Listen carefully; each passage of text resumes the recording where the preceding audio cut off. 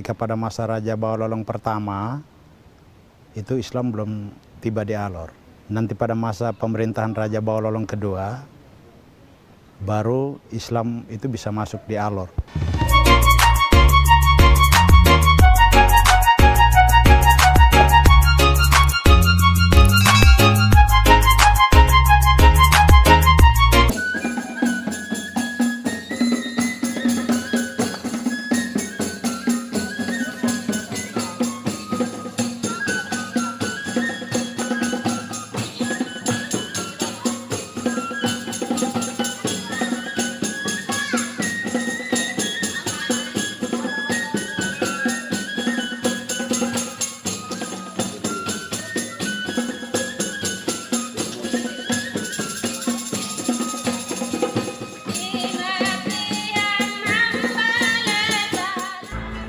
Terkisahlah seorang raja pada abad ke-15 di Pulau Alor Besar, Nusa Tenggara Timur. Raja Baulolong, raja pertama kerajaan Baulolong yang dilahirkan, bukan dibesarkan. Ketika itu, sang raja belum memeluk Islam, begitu pula dengan rakyatnya.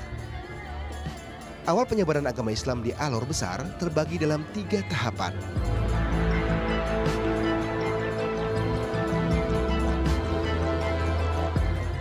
Nanti masa lagi datang tahapan kedua, jadi ini sudah 2 tahapan. Tahapan pertama orang asli, tahapan kedua dengan orang Maluku, tahapan ketiga orang Bugis.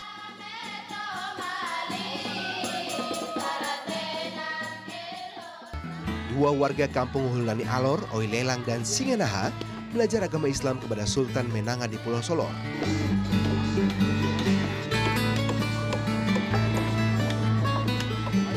Islam ketika masuk di Alor ini pada masa Raja Kerajaan Alor yang kedua Baololong. Ketika pada masa Raja Baololong pertama, itu Islam belum tiba di Alor. Nanti pada masa pemerintahan Raja Baololong kedua, baru Islam itu bisa masuk di Alor.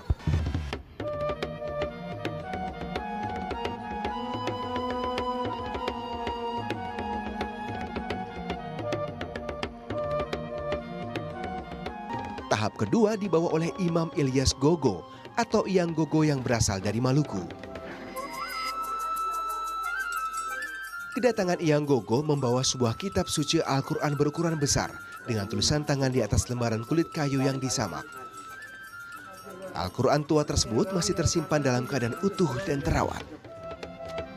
Iyang Gogo, Oilelang dan Singanahala orang pertama yang membawa dan menyebarkan agama Islam di Alor Besar.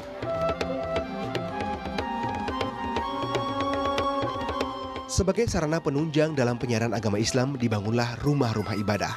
Semasa hidupnya, ketiga tokoh penyebar agama Islam itu telah 3 kali membangun masjid. Di situ mereka lalu mengadakan pembagian tugas. Jadi Iyang Gogo itu sendiri tugasnya sebagai bung sumpit, sekalian dengan membantu imam. Sedangkan Oilelang itu sendiri dengan Singanaha itu imam. Terus ada lagi yang datang bersama Iyang Gogo namanya Karim Yunus, itu dia juga pembantu. Nah, mereka lakukan itu secara bersama-sama.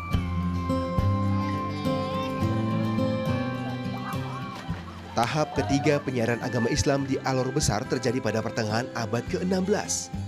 Para mubalik dari Bugis dan Makassar datang untuk melengkapi dan menyempurnakan ajaran agama Islam yang diterima penduduk sebelumnya. Tapi nanti setelah Bugis ini datang, itu baru sunatnya mulai pakai pisau, puasanya itu sudah mulai 30 hari, lalu baca Al-Quran yang tadi H itu tidak bisa disebut H. Kalau pada masa dari Iyang Gogo itu H itu masih disebut K. Jadi kalau ucap Alhamdulillah itu dia bilang Alhamdulillah. Nah, baru disempurnakan Bugis ini.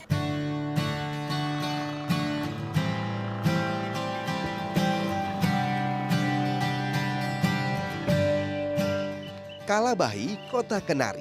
Begitulah sebutan kota yang memiliki jumlah penduduk 200.000 jiwa. Wilayah yang bergunung dan berbukit menyebabkan variasi iklim yang tinggi. Tak heran, pertanian dan perkebunan menjadi penopang perekonomian rakyat. Seperti pada wilayah Moro, Kecamatan Alor Baradaya, ada dua kelompok tani, yakni Karmel dan Abad Jaya. Kelompok tani Karmel merupakan penduduk asli, sedangkan kelompok tani Abad Jaya berasal dari Timor Leste. Karmel mayoritasnya Islam. Itu kalau anggota itu ada beberapa golongan agama itu ada di dalam semua. Abad Jaya pun demikian bersama. Ada Islam, ada Kristen. Walaupun berbeda keyakinan, dua kelompok tani ini sangat dekat dalam hubungan persaudaraan. Untuk menjaga kerukunan agar tidak terjadi kesalahpahaman itu setiap awal kegiatan hingga akhir kegiatan itu kami selalu adakan semacam pertemuan. Jadi ada rapat-rapat anggota begitu Pak, kelompok tani.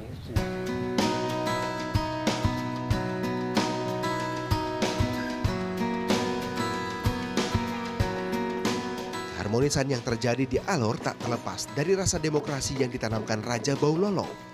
Meskipun kerajaan Baulolong tinggal sebuah kisah.